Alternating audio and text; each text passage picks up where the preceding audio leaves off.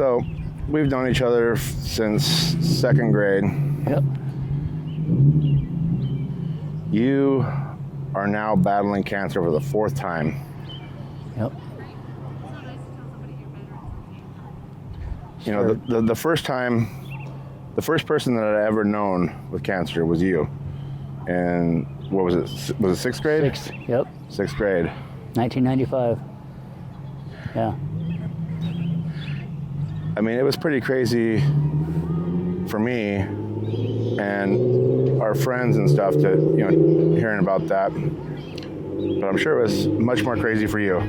Yeah, from what I can remember, yeah. There's a lot of it I don't remember, but yeah. Well, what do you remember about that? Well, I remember I got special treatment in school because, you know, I had a line in my chest, nobody could really bump into me, that type of stuff. Used to get out of classes early, had friends help me with my bags and stuff like that. I remember being scared to death. At one point I asked my mother, am I going to die? And I don't remember much about actually being in the hospital, but I do remember that. Something that just sticks with you when you actually think you're gonna die. Yeah. I ended up in ICU at one point. I came close to dying as a child. I remember people walking up to me. I didn't know everybody in town in Rochester. I didn't know most of the people in town, but they knew me. Mm-hmm. I was the kid with cancer, and not a lot of people went through cancer in that little town, you know? I was the first person I ever knew with cancer. I didn't exactly understand what it was at the time. Being 11, 12 years old, you don't always understand that kind of stuff, you know? But I went through it for about 9 months that time. I think about that long. You know, it started in April of '95, and I didn't finish until it was sometime '96, early '96 that I finished. How I know you know it's not easy to know what your parents might have been thinking, but how did they, you know, how was it? How did they react to it? How were they dealing with that in your eyes? Well, my mother was with me the whole time I was in Seattle at Children's Hospital. We stayed at the Ronald McDonald House up there. My father took care of my sister at home in Rochester.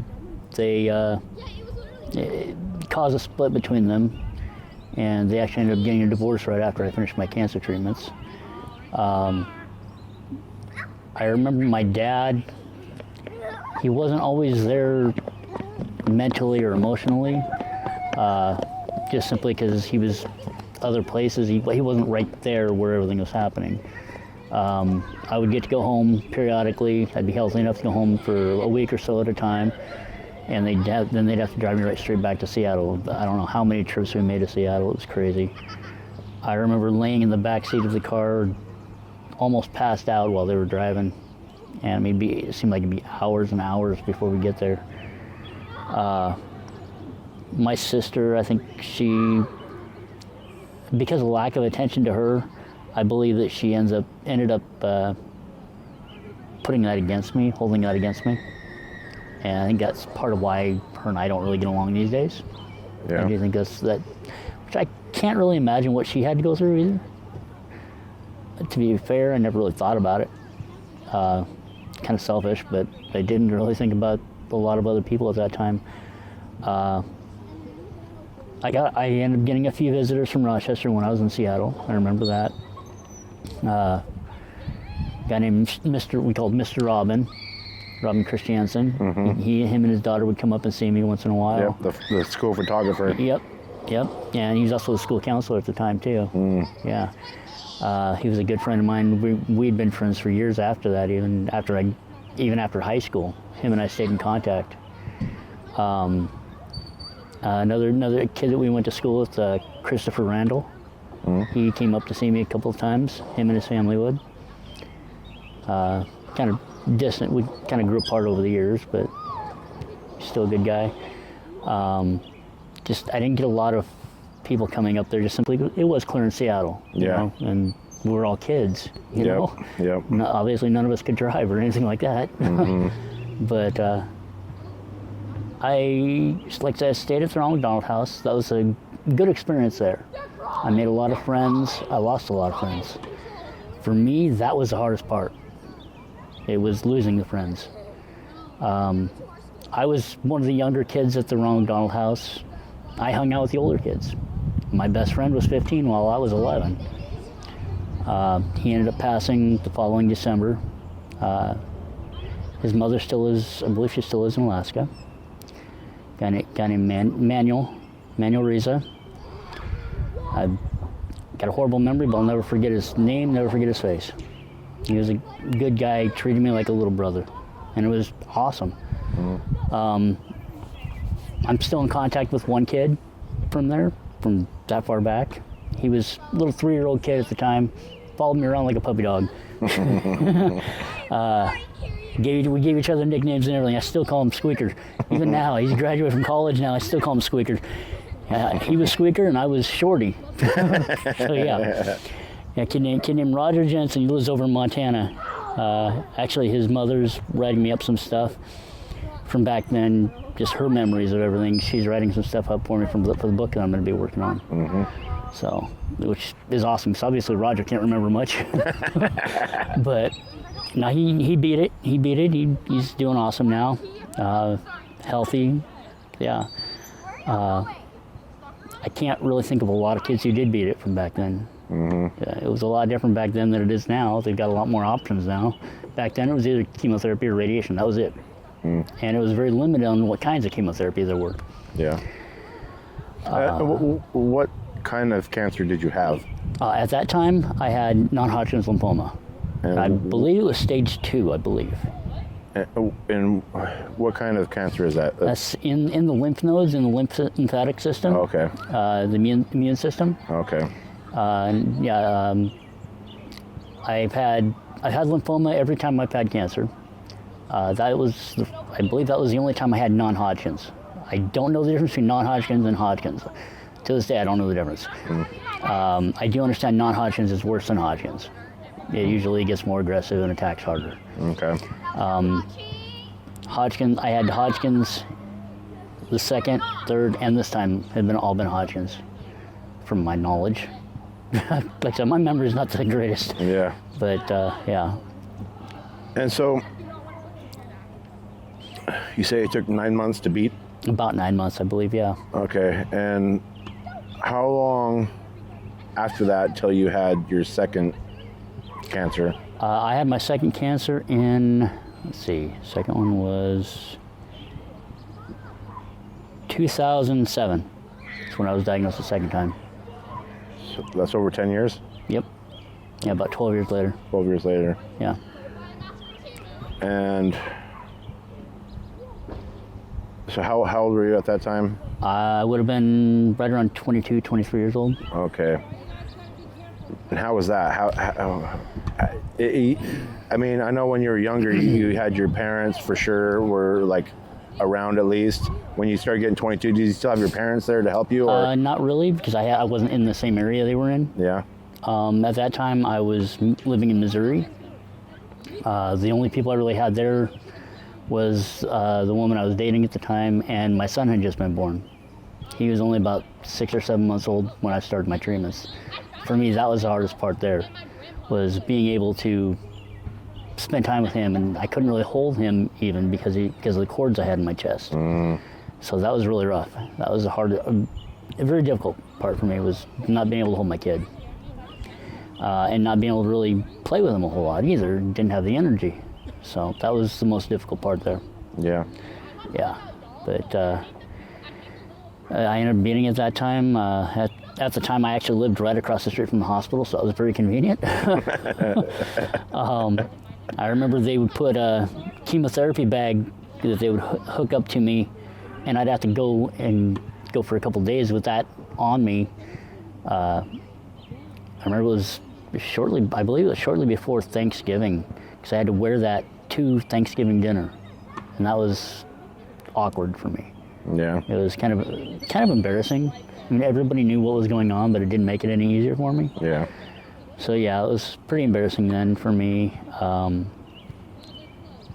Then personal stuff happened between me and my son's mother, and made things even rougher. Yeah. Yeah. She wasn't. She wasn't very supportive. It got to the point where she wasn't very supportive. When I actually was inpatient, I ended up going inpatient at one time through that treatment, and she wouldn't bring my son to see me, so I couldn't even see my son for a little while, a good couple of weeks. And that was tough, being that he was just a baby. You know, I wanted to spend as much time as I could with Was him. she worried about him seeing you in the hospital, or was it just something else? I believe it was something else. Yeah. Let's just say she wasn't very faithful. Mm-hmm. That's as much as into that part I'm going to go. Yeah. But yeah. So yeah, my son doesn't really remember any of that. Luckily, I'm glad he doesn't remember any of that, Yeah. because I don't want that to be his first memories of me. So, yeah. But he's been the reason I've kept going the second 2 times.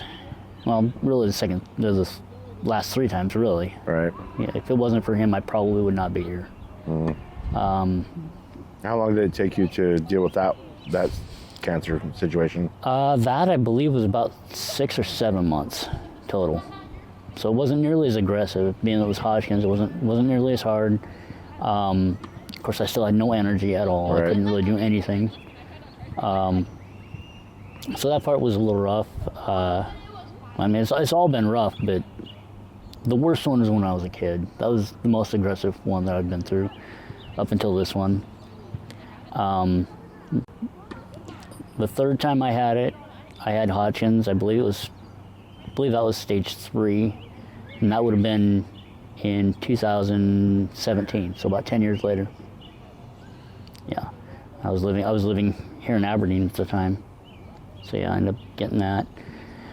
Now let me point out, 3 out of the 4 times I've had cancer, I've been diagnosed while working for Walmart. If that says anything. You know? It's the only common denominator there. You know?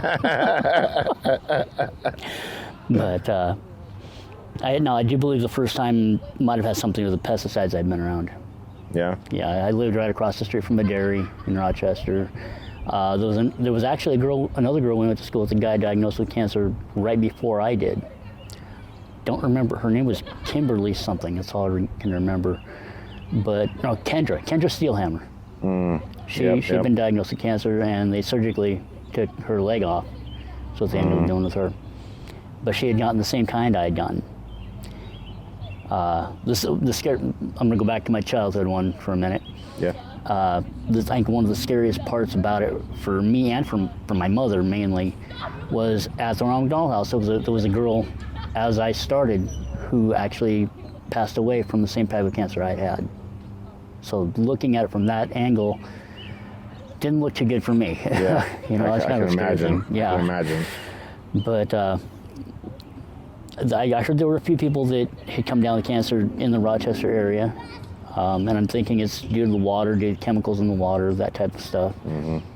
Mind you, it's been so long, I can't really go back and sue the companies or anything like that. All the stuff going on with all that. I've attempted it.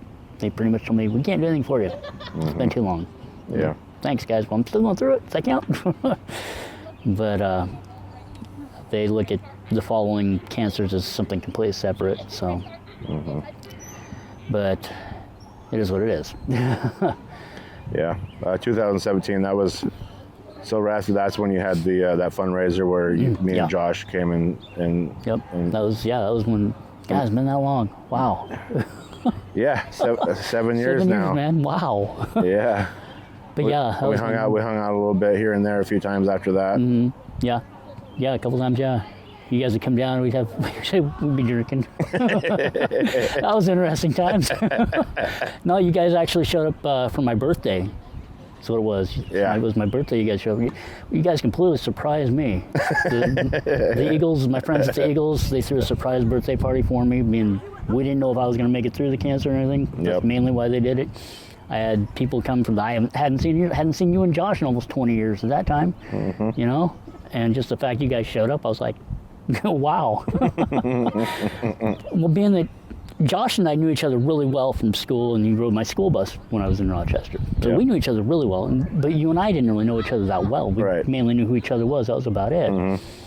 And so the fact you showed up to not really a stranger, but to an acquaintance's birthday, you know, and we became friends from there. Yeah. And the fact that we became friends even this late in life, you know, I'm really glad about that. Yeah, I mean, I seen you showed up. I think you showed up on my Facebook or something, and I remember you from earlier in our childhood, and you were doing there was an invitation. It's like, all right, I'm showing up. Yeah. Well, the one that sent out the invitations would have been my mother. I know there was also another guy that was supposed to come that day too. He ended up sick at the time. Ryan Stubbins was supposed to be there that day too. Yep. He's a good friend of mine. Him and I keep in contact. He was dealing with some health issues at the time, so yeah, it's understandable. He's doing pretty well now from what I've seen though. Yep, so, he's doing really good now. Yeah, good guy. Very good guy. Yeah, he's given me a lot of support from a distance, during different things that I've had to go through. Not only just the cancer stuff, but other personal issues I've had to go through. He's given me support through those. Him and I have a bit in common. We've gone through some similar things. Yeah. So, yeah, really good guy. But, yeah. So that third, when we were hanging out, you were still battling it, right? Yes, I was still battling at that time. And how long did it take you to deal with just that one? That one. That one got a bit extended. It would have been a lot shorter if the state wouldn't have cut my medical off while I was mid-cancer treatments. They cut my medical off for unknown reasons. I wasn't able to get it back until about 4 months later. And so it went well into the next year. That was, like I said, that was 2017. I didn't officially finish until probably about June of 2018. So yeah, that was not an easy time. Yeah, I bet. Because I'm sitting there going through it. I know I've got it. I know it's not gone, but I couldn't do anything about it. Yeah. And it's the government, so need I go there? You don't need to. No. I could go on rants about the government for quite some time, but you squashed it. Yeah. I ended up beating it that time too. Yeah. My son, should I say sons? I've got two boys. My oldest was the one who really got me through at that time, though. I went to him. He was 10 at the time, I think, something like that. He wasn't that old, but I went to him. Smart kid. I made sure he understood everything, all the possibilities, what could happen. When I started the treatments, I go, "Do you want me to fight it?" I outright asked him that, and I explained everything to him. He said, "Yeah." So that was what made me go through it. That and the fact I had a younger son that I didn't know at the time if he was mine or not, and come to find out he was. But I wanted to be able to get to know my other son. Still fighting with that. Yeah. But yeah. How your older son? How do you think? Obviously, without being inside of his brain, how do you think that he was handling that? Well, he's high functioning autistic, so he doesn't think. He's not that emotional about things usually. He's kind of just there. Some people think he doesn't have a heart, just from his reactions. He doesn't have high reactions to certain things, and he didn't really react too much to my cancer stuff, even though he understood what the possibilities were. His mother would talk to me once in a while. He would break down a little bit because I only saw him in the summers, so I didn't really see him much going through that. So, but I would talk to him. I called him every day, and he would ask how I was doing. He showed concern, but nothing real too emotional towards me. But he would show emotions towards his mother about it all, and he'd be upset some days, and yeah. So I can imagine it was somewhat difficult for him to go through what he did too, especially without being able to be there with me. He didn't get to see how well I was doing on my good days. So yeah. Right. And I didn't hide anything from him. If I was having a bad day, I'd tell him I was having a bad day. I never have hidden anything from that kid. Always been very upfront with him. Are you still obviously your mom was involved with are you still talking to your mom a lot? No, I haven't spoken to my mother since 2018. Really? Yeah. We had a falling out. Let's just say she caused me time with both my kids. And due to that, I haven't spoken to her since. I've seen her a few times. I don't really have much to say to her. Okay. So, when were you diagnosed with this last? I was diagnosed back in, well, that's kind of a hard one to answer because they kind of just drug their feet on the actual diagnosis. I started going through everything in October. October 23? Yeah, of 23, yeah. Okay, so. They kind of drug their feet on the diagnosis. They didn't really know what was going on. Come to find out I've got a lymphoma that is pretty rare. Nobody has ever seen it go to the brain, the specific kind. Even my doctor's colleagues in big, huge universities and big hospitals, they've never seen it go to the brain either. And these are people who've been practicing for 30 years. So it went to my brain. I ended up having to have surgery in February. February 9th, they cut into my head, took a panel off my skull, and found necrotic tissue on the brain. I haven't really gotten a lot of answers from the doctors as far as a time frame or as far as expectancies. I made the mistake of going online and reading what I could find online. Oh, yeah. Yeah, the whole self-diagnosis type stuff. Yep. Made that mistake, and that's got me stressed out. It wasn't exactly good news that I found. Yep. Of course, what is online anymore? Yeah, it's hard to diagnose things online because just about anything can be horrible. Exactly, yeah. Everything's killing you nowadays. You Yeah. You have a cold and you're dying. It's bad. It is. It's bad. The self-diagnosis is really one of the worst things you can possibly do to yourself. And I started telling a friend of mine that I went online. She's like, really? It's like, do I need to hit you now or later? Like, well, I've got to get answers from somewhere. I'm not getting it from where I'm supposed to be getting it from. So Yeah. I got a good oncologist in Olympia. He's a good guy. He's one of those that actually does give a shit about people. He's not there for just the paycheck. And he shows that. I certainly had my doubts at first with him. But he's proven himself to me. So I'm sticking with him. So he's got his own colleagues there that have helped through everything too. I was at University of Washington where they did my surgery at. And I'm not going to sit here and bash on UW, but let's just say I didn't have a very pleasant experience when I was there. Yeah. Yeah. Best part about when I was there? Maybe the food. I like food, so I'm not too picky usually. So, couldn't tell from looking at me. I used to be about 300 pounds. I'm almost half that now. My father, who is a small guy, actually outweighs me by about 15 pounds right now. So, yeah. My dad's really been there for me this time. No, that's good. That's good. From our past, we had a lot of damage in our relationship in the past. There were years I didn't speak to him, and we got back in contact about 14 years ago, and we've been closer ever since.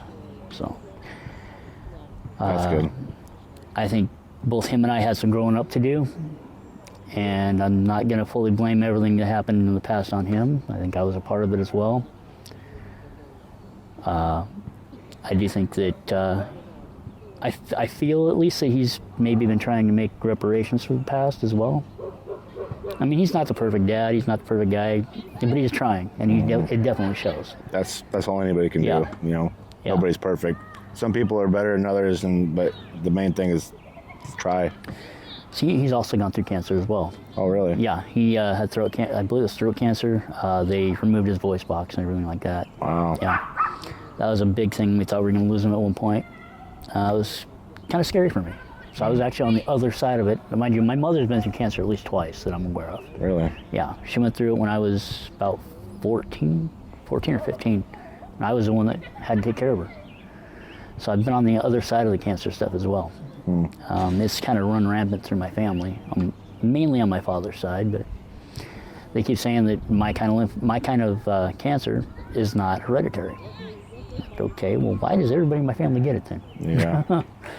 But there hasn't been any signs of anything with your children? Not yet, no, thankfully. I'm really hoping it doesn't go there. I'm hoping it skips them. That'd be nice. Yeah. Give your family a break for a little bit. Well, I was the first one in my family to get cancer. At least in my immediate family. From what I understand, my great-grandfather had cancer, but I didn't ever know him. So. Right.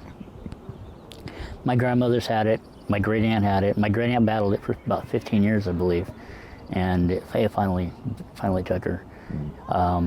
My cousin had it, and she lost her battle. Unfortunately, she left behind 2 young kids at the time. So, yeah, so it's run through my family pretty good. Like I said, my mother and my father. So far, I'm the only kid in my generation in my family, unless you want to count my stepsister, who's currently going through lymphoma now. My stepsister Jessica. Yeah, it sounds pretty hereditary. It does, yeah. And they keep saying, "Oh no, it's not hereditary at all." I'm like, I don't know. How's she doing? She's definitely got her battles. She's still here with us. She's still fighting. She's not giving up. This is actually her second time through. She had the same kind I had. She had, I believe it was Non-Hodgkin's that she had the first time. I'm not sure about this time. But she's the only sibling I have that I actually speak to and that I actually care about. But I found out she was going through it. Her and I weren't speaking when I found out. And I contacted her and I told her, look, if you need anything, need to talk, whatever, let me know. Well, her and I, we message on Facebook, usually once or twice a month at least. That way I know where she's at, as far as how everything's going. I know where she's at physically too. She started out living down in Portland, and she's now actually currently in Aberdeen. So, yeah, but it's been really good to be able to keep in contact with her though. For my own mentality even. Yeah. It helps. It does. It's a lot more, going through this stuff is a lot more than just physical challenges. I imagine. It hits you really hard mentally. Yeah, I mean, I don't know how someone can constantly, or not constantly, but like throughout your entire life have to deal with something like this and keep a positive attitude. It's got to be very hard to do. It is. People are always making comments about how I'm always so negative. I'm like, well, try doing what I've done. Yeah. See how positive you are after all that. Yeah. I will be the first to admit I'm negative most of the time. It's really difficult not to be. I'm a pessimist. I try not to be, but it is very difficult. Yep. I've got PTSD, I've got anxiety. PTSD, I think, is the worst part for me with all this. And that, I think, stems from my childhood time. Like I said, the hardest part for me then was losing friends. Yeah. It's hard to get close to a lot of people now. I mean, I have my friends now. I have a good core group of friends that I feel like I'm very lucky to have found them. They're like my family. I don't have much for family anymore. But so they're like my family. They found me, or I found them at a pretty dark place in my life, and they kind of helped pull me out of that darkness. That's good. They were actually. I'm sure a few of them were actually there that day the night you and Josh showed up, and my birthday. I'm sure a few of them were there because that's where I met them, was through the Eagles. And yeah, now we hang out. Try to hang out a few times a month. We go out singing. We do a lot of karaoke all over the place anymore. Actually going down to clear down to South Bend this weekend. So yeah, buddy of mine runs karaoke at a couple of places. And so he's great. He's like my brother. We've had our arguments, we've had our disagreements, but they're family. And I love all of them. So you said you're working on a book. Yep. What's your book about? I'm actually basing it on my childhood experiences going through cancer. I'm hoping that I can get this done. It's going to be a children's book. It's going to be for younger kids to help them understand and deal with going through cancer themselves. Whether it be them personally or a family member or friend, whatever. I'm hoping to try and help the kids process that stuff. And I'm expecting it to take me a little while to finish it.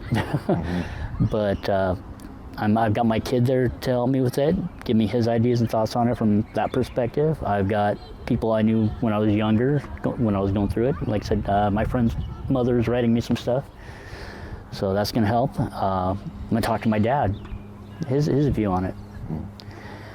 So I'm hoping I can get this done. I've attempted to write books in the past, and I haven't had the attention to stick with it. I also suffer from ADD, so yeah. There are a few things I've attempted I don't follow through with, and I would really, if I follow through with anything, I'd like to follow through with this. And I'm gonna be having friends. I got a couple friends that are decent animators. I'm gonna have them animating for the book and all that stuff. And I got all these ideas in my head. It's just getting it out there. That's the problem. Yeah. I've already got a rough plot anyway of what I'm doing for the book, so yeah. Yeah, that's good, that's all anybody can really do is just try to share their experiences, help other people, Yeah. And especially when you're dealt with such horrible situations, I'm sure you have insight that could help other people who are dealing with the same or similar horrible situations. I'd like to think so, yeah. Yeah. I've kind of always had a soft spot for kids. Ever since I was at Ronald McDonald House, the younger kids would follow me around. We played around, whatever. They kind of looked up to me, and I was the same as them. I didn't look at myself as being like superior or anything like that. I was going through the same stuff they were. They were suffering just right along with me. And I'd like to try and put that out there to the kids that, even the adults deal with everything, Yep. Doesn't mean it makes them any less. They're still suffering right alongside those adults, even though they can't understand or process exactly what's going on as well. And I'm hoping that maybe I can help that. Yeah. So, yeah. I'm going to be, the book's actually starting on a farm. I'm going to have talking animals and all that stuff. Appeal to the younger kids, Yeah, that's my goal. So, yeah. Yeah. It's going to be interesting. All I can think of is Animal Farm. Yeah, I know. That's all I can think of. That's the first thing I thought of. But that's a little bit too political for a kid. Right? But yeah, I'm like, this is sounding like Animal Farm all over again. What the heck? Yeah. I'm going to have my test audiences, and yeah, I've got kids actually down in the Philippines. I'm going to have my test audience. So yeah, my younger little nieces and nephews down there, and yeah, so I'm just hoping I can get it done. And you have a fiance in the Philippines. Yes. Yeah, I do. Yeah. How long have you guys been together? We've been together over 2 years now. Nice. Yeah, since January of 22. So yeah. And she's been pretty supportive? Yeah, she doesn't always understand what I'm talking about or going through, but she tries her best to understand it all. Yeah. And if she has questions, I'll answer it. I was actually pretty afraid to tell her what I was going through this time at first, because I didn't know if she would stay with me or not. Okay, so she was with you before Before I was diagnosed. Okay. Yeah. This last time? Yeah, this last time, yeah. She knew I'd had cancer in the past, but when I started going through the stuff here this time, I just kept telling her I was a little sick. I had to go, they wanted to do some tests, and even after I found out it was cancer again, I didn't want to tell her. I understand. Yeah, it's scary. Yeah, I did. I was afraid to tell her, and it took me a while. But she was supportive when I did tell her. She understood it. She's worried, she's scared, about what can possibly happen. Just like at first I didn't tell my dad either. I just really didn't tell anybody. I kept it internal for a while. Same with my kid. My kid was right there, and I didn't tell him. that was the one thing I did hide from him. Yeah. Because I didn't want to put him through that. Yeah. When you told everyone, though, it probably felt a little better, right? It did. It felt like a weight had been lifted off my shoulders. Yeah, because it was hard keeping it a secret. And anybody who does go through this type of thing, an illness of any kind that's really serious like this, I don't suggest keeping it all internal. Mm-hmm. It doesn't make anything any easier.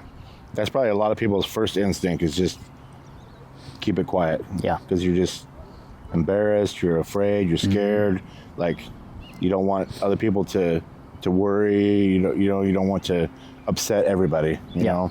Yeah. But you need that support system there. Yeah. Most people want to help. They, they want to show you the love. You know. Yeah. And when you hold it inside, it just eats at you. It does, and I believe in some situations that holding it in can actually make the disease worse. I believe that. I believe that too. Yeah. It eats away at you like a cancer. And like I said, I don't recommend people do that. I suggest they find somebody they trust, somebody they feel might be supportive, even if they just start with one person. Mm-hmm. You know, they need to find somebody though, because you can't keep going through everything by yourself. And that's for the most part what I had to do the third time. Yeah. I had a couple of people there, but they weren't there. They weren't there very strongly. So I guess that's the best way to put it. Yeah. But like I said, my kids would have kept me going. It's the only thing that has kept me going. So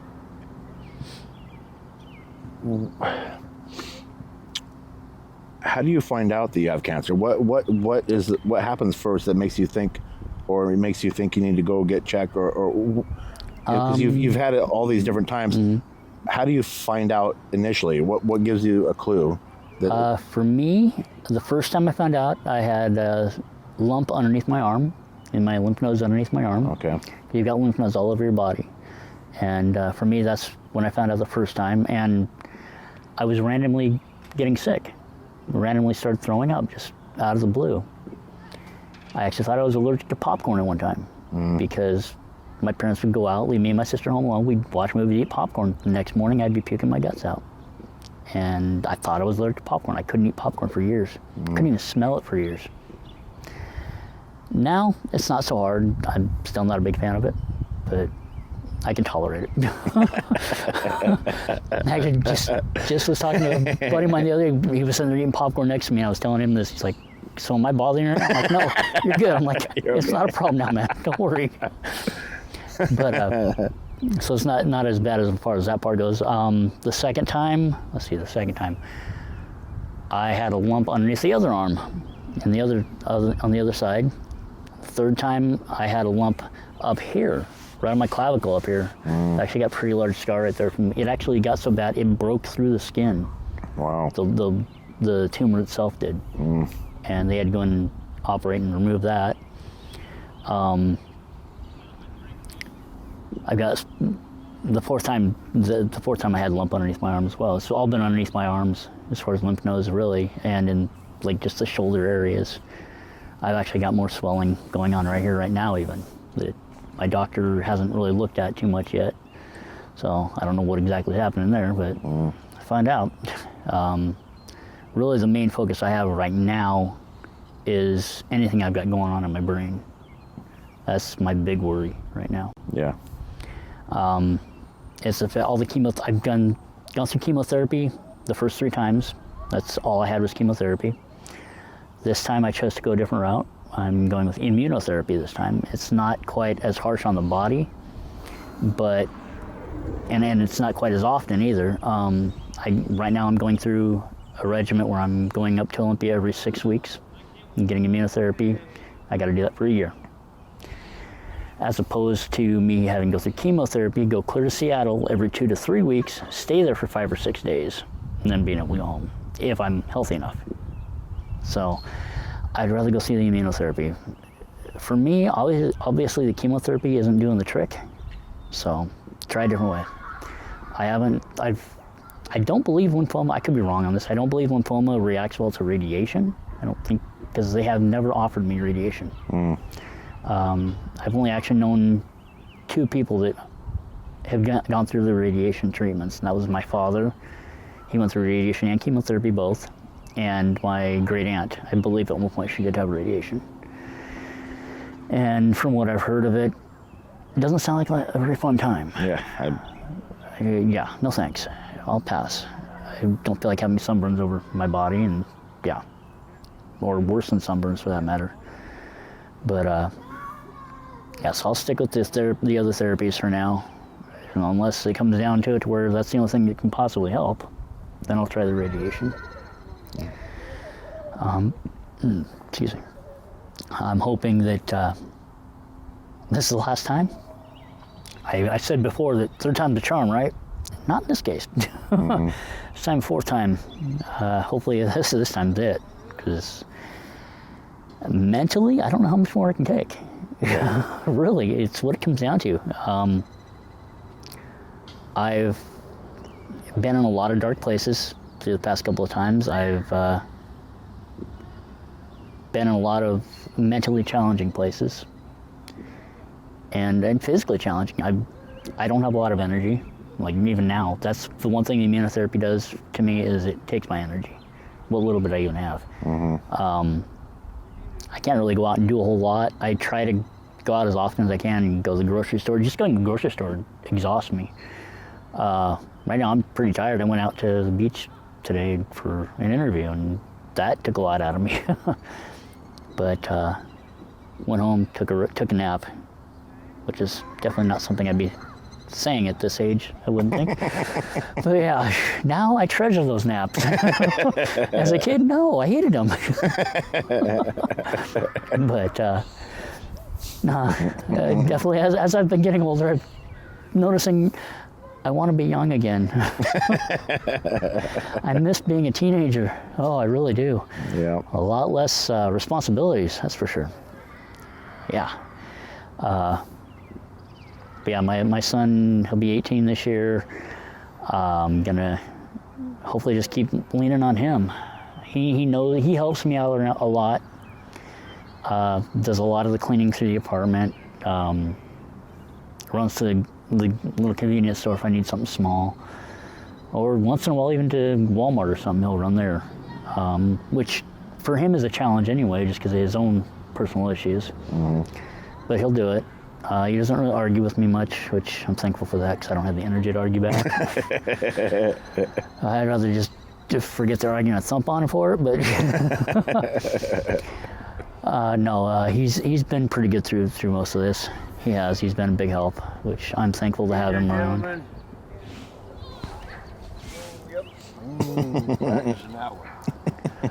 I definitely wouldn't have been one of those at my age, let alone at his age. But so no, I am hoping to get through it this time, and I want to travel more. I want to see more of the world. I've done more traveling than a lot of people I went to school with, which I can say that I've been thankful for that. I've lived in about 4 different countries now. So, well, not lived, but I've lived in 3 different countries, been to 4 or 5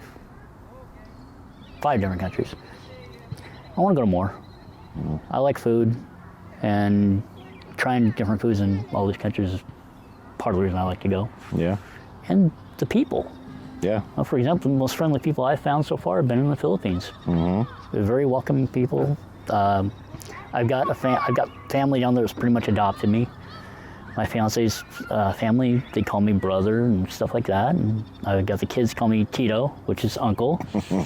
So yeah, I'm Tito Jake. Which yeah, I love those kids. Those kids actually are part of what helps me get through these days too. Those little kids, I get to see some of them on video chats, and it helps. It's a big help. My fiance, of course, I mean, I'm negative a lot of the times, and she definitely doesn't like that too much. But I try to give her a heads up. If I'm having a bad day, I try to give her a heads up. Hey, I'm not in a good mood today. This is what's going on. I wish she knows what to expect before we start talking. Just a heads up. But I believe music therapy I'm big into music. I don't play anything myself. Like I said, I sing. Mentioned that earlier. That is part of my therapy. It is. And I've heard music can be a therapy for a lot of different people. Actually, my stepsister, Jessica, is going through it now. She started school for musical therapy. And I thought that was awesome. Yeah. So that was really cool. Very cool. But, so I do believe that helps. It helps put you in a proper mindset to get through things. Yeah. So, yeah. Music can help. I mean, any kind of depression or any, you know, music is a very good tool to help you with your brain. Yeah. Set yourself on the right path. I need all the help with my brain I can get. But yeah, so I've got music around me almost all the time. I throw my earbuds in. That's how I go to sleep usually. And whether it be classic rock, country music, really any music in general, if I can sing it, I'll listen to it. So I do think music has been a big part of what's got me through almost every time through the cancers and stuff, because I've been involved with music since I was about 4 years old. So I like being on stage. That's, once again, it's therapeutic for me. I'm not a very religious person. For me, being on stage, being able to perform, that's kind of my church. And that's just how I deal with things. Yeah, a lot of people look down on me a little bit because I don't practice any religion at all and consider myself agnostic. There are a lot of people, I don't bash anybody's beliefs as long as they're not shoving it down my throat. I can respect anybody's beliefs, that's not a problem for me, as long as I respect mine. And that's really what that comes down to. Like, that's how everyone should live. Well, for example, the Philippines, very Catholic people, very Roman Catholic people. It's not always accepted. My beliefs aren't always accepted by everybody there, but they don't sit there and yell at me about it. They don't bash me for it, nothing like that. My fiance would like for me to get involved in that stuff, but I told her don't expect me to. And she doesn't bother me about it. Her sisters will sometimes say something, you know, I'm praying for you, that type of stuff. That's fine. That's fine. I appreciate the thoughts, you know? Yeah. And that's how I put it to them. I appreciate the thoughts on it all. I just don't practice. But so yeah, not really for me, and it's not for everybody. Yep. So, but yeah, it's been a ride. It's been a ride. Yeah, I'm glad I had a lot of stable friends through the years, and made some new ones, of course. The friendships I've made, I like to think that they're lifetime friendships. Unfortunately, over the years, I have lost some of those lifetime friendships as well. It can be for different reasons. Yeah, people change. People change. They get busy. Yeah. Well, especially when they have kids. Yeah. They don't have as much time to hang out. I was one of those. Once my kid was born, once I had him, didn't have nearly as much time to spend with people. Yeah. Now that he's older, that's changed a bit more. I actually do quite a lot without him, and he's fine with it. He's like, whatever, I'm just gonna play video games.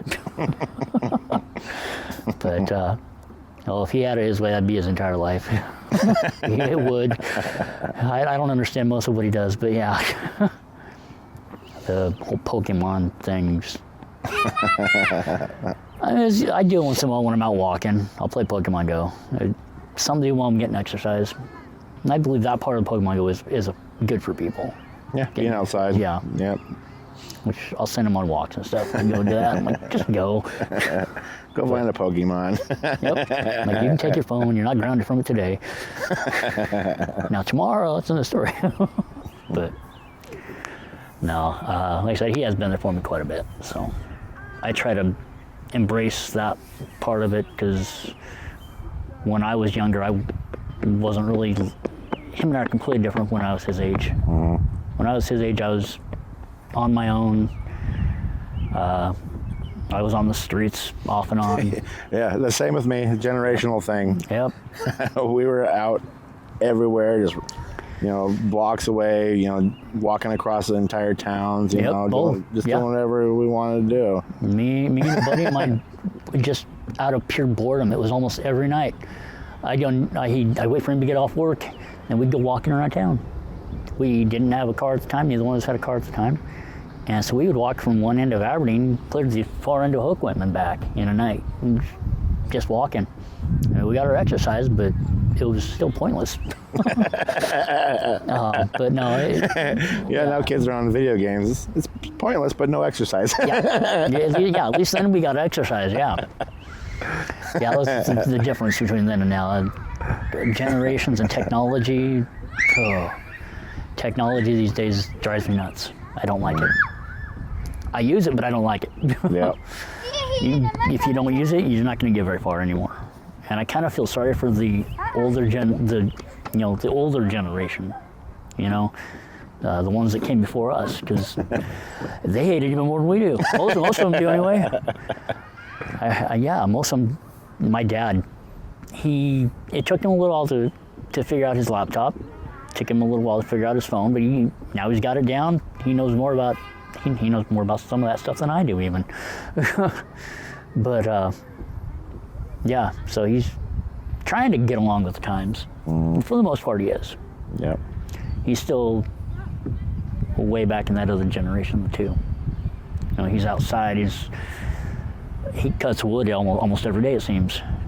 He's out cutting wood and stocking up my grandmother's wood pile and his wood pile, and sells it with his cousin. But the older people, they don't stop working. No, nothing. When he was going through his cancer, he was going out hunting. He was going out elk and deer hunting when he was going through his cancer treatments. They told him, "Oh, you're not going to make it out to the street." He had his leg shattered in a logging accident, and he went out hunting. Even with his leg shattered, he was on crutches out there hunting. So that's my dad. He's nothing really stops him. Very rarely do you see that man slow down, and he'll complain about being sore. He'll complain about being tired, but it won't stop him. Our generation tends to stop sometimes. Yeah. My dad's the same way. Just go, nonstop. Exactly. Yeah. Complain a lot, but still go. Yeah. Oh yeah. And like I say, my dad's been there for me a lot this time. He actually takes me to all my appointments that I have, whether it be to Olympia or Seattle. He'll come down and get me sometimes, or if I'm up for it, I'll meet him up in Elma at his place. But he's taken me to all my appointments, so he's been there for me through all of this. And I am very appreciative of that fact. And a little bit surprised, just from our past. Mm-hmm. So I'm a little surprised, but I'm happy about it.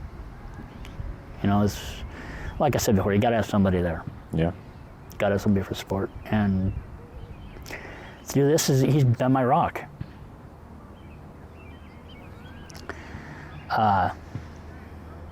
Yeah.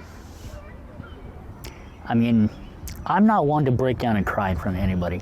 I don't cry in front of people. I've been finding myself doing it more and more, though. I've been finding myself getting more emotional. With my dad, we both do it. And he's the same way. He doesn't cry in front of a lot of people. Yeah. And he now understands more of what I've gone through in the past, because he's been through it now. And I think that was a big connecting factor for him and I. Mm-hmm. As he now knows more of what I've been through. He understood it before. He has seen people go through it in the past, but he never felt it himself. So I think that was a huge step for him. And I don't like the fact he had to go through it. Yeah. To feel it, but I think in the long run, it may have been a positive thing for him, mine, and his relationship. His wife has also been through cancer a couple of times as well. And she's still kicking. Tough old lady. If she sees this, she's going to slap me for calling her old. I already know that. But I love that lady too, though. Only one of my dad's ever dated that I actually get along with and haven't had issues with. And that's including my own mother. Oh, yeah. But, no, she's been there for me, too, as much as she can be. And she's a great lady. I got lucky having her as a stepmom, which most of the time I just call her my mom. Yeah. Because she's been there a big chunk of my life, not really all my life, but a good chunk of it. And she shows love and care for my son, and that was a big thing for me too. Got to have people around to support him too. And I've got friends that they're like, if David needs something, let me know. I'm like, okay, I appreciate that. You know, I've got people that keep an eye on him when, like, I'm going to the Philippines. My next trip to the Philippines, whenever that may be. I've got people that are going to keep an eye on him besides my dad. So, yeah, and I'm chat with him from there and make sure he's doing all right. But yeah, so I'm hoping that my next trip to the Philippines isn't my last trip. Yeah. I've got that fear kind of sitting in the back of my head, and I don't really know what to expect from here on, because I'm kind of going into uncharted waters, being that everything went to the brain. Doctors seem like they're in uncharted waters even, and that's not exactly comforting. Yeah. And that kind of gets to me a little bit sometimes. I'll go into a depression. I try not to be in it too much, but there's times the depression just hits and you can't get out of it. And so I'll sit there. I'm not one that likes to feel sorry for myself, but I will find myself in that spot sometimes. Yeah. Be like the whole why me type thing, you know. I don't like being there, but that's when I try to throw some music on, go out and go sing and try and get myself out of that mindset. Otherwise, it's not a good place for me. Yeah. Starts tending to drag me back down to the dark areas, and that I can't have that anymore. No, gotta stay positive. Gotta try as much as I can. Yeah. keep your eye on the prize. Yep. Yeah, exactly. Yeah. But and having my friends around are a big part of that. I'll hit up somebody on Facebook if they're on. I'll be like, hey, what are you doing? Just talk to me for a little while. You know, even just talking to people, messaging, it helps. It does. You know, and I don't know. I do a lot of thinking about the past, though. About the people I've known in the past. People that have lost their battles. Kids that have lost their battles. The kids I knew when I was younger that lost were anywhere from a year old up to 16 years old. There was one boy I shared a room with at one point. My legal name is Don. At one point there were 4 Dons in this room. There was me, there was a little baby, 1-year-old baby named Don, his dad, and my dad. There were 4 Dons in the room at one point. The baby, I'm not sure what kind of cancer he had, I don't remember that, but I do know that he lost his battle. He was about 1.5 years old when he died. Wow. And that's horrible. The fact that I shared a room with the kid made it a little more hard, a little more difficult. I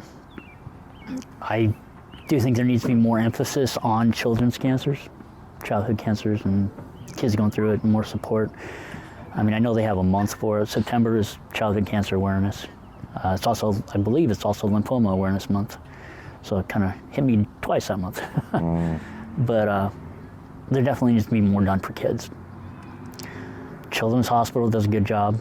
They do as much as they possibly can up there. Ronald McDonald House, I fully support them. There's at least 2 of them, I believe, in Seattle at this point. Never been to the new one, but newer one anyway. But when I was there, I think there was about 20 to 30 families that lived there. Wow. And yeah, and pretty much all had each other's backs, really, for the most part. They were all kids going through it because it was all related to the Children's Hospital. So I mean, there were obviously kids who did make it. I don't remember many of them, but there were some that did. Some ended up being maimed, basically. When I say that, I mean when they've had to have limbs removed or something like that due to it, but they made it. There was a boy, he was 18. And he was getting ready to graduate from high school. His mother walked the aisle for him. I believe his name was Josh, I believe. I think he was from Alaska or Montana, one of the two. A lot of people from Alaska and Montana both. But yeah, another couple of guys actually I knew up there that were technically adults, but they were still going through it from when they were kids. So they're still going to Children's Hospital. First person I thought of when I found out it had gone to my brain was a guy named Scott. He was a friend of mine there. Like I said, I hung out with the older people. I was 11, he was 20, 21, something like that. I was there the last time he found out he had another brain tumor. I was sitting right next to him when he found out on the phone. And I remember that. And he did not make it at all. There were two guys like that.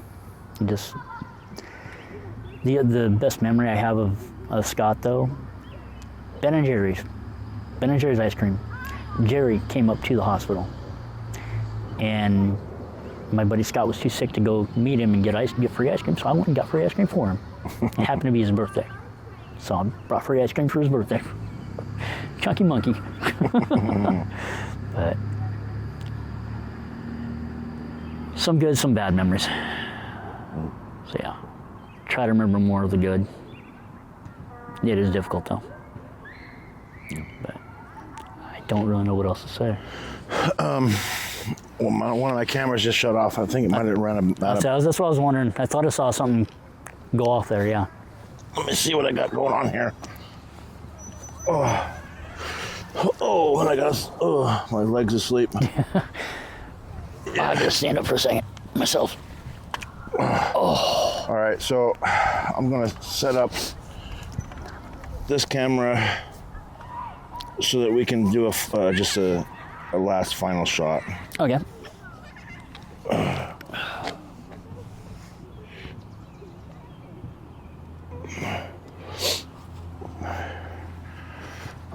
It was nothing but overcast earlier. I was really wondering about the weather.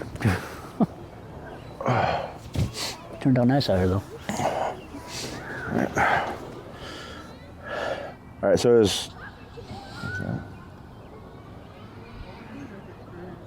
been nice talking to you. Been nice talking to you.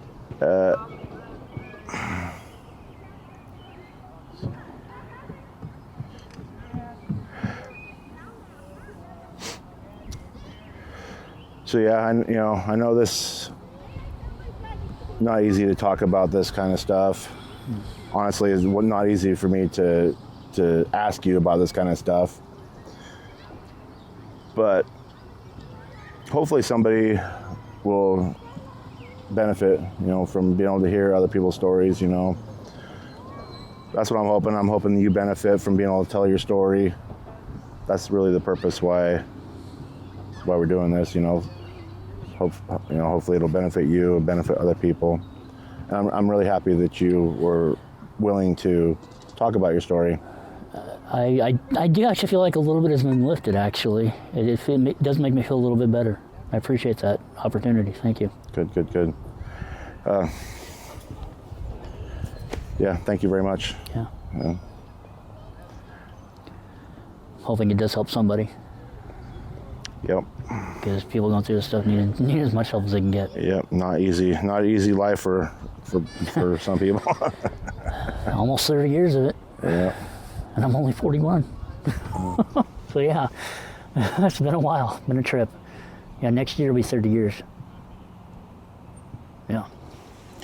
All right, man. It was good talking to you. Yeah, it was good talking to you, man. It was good seeing you again.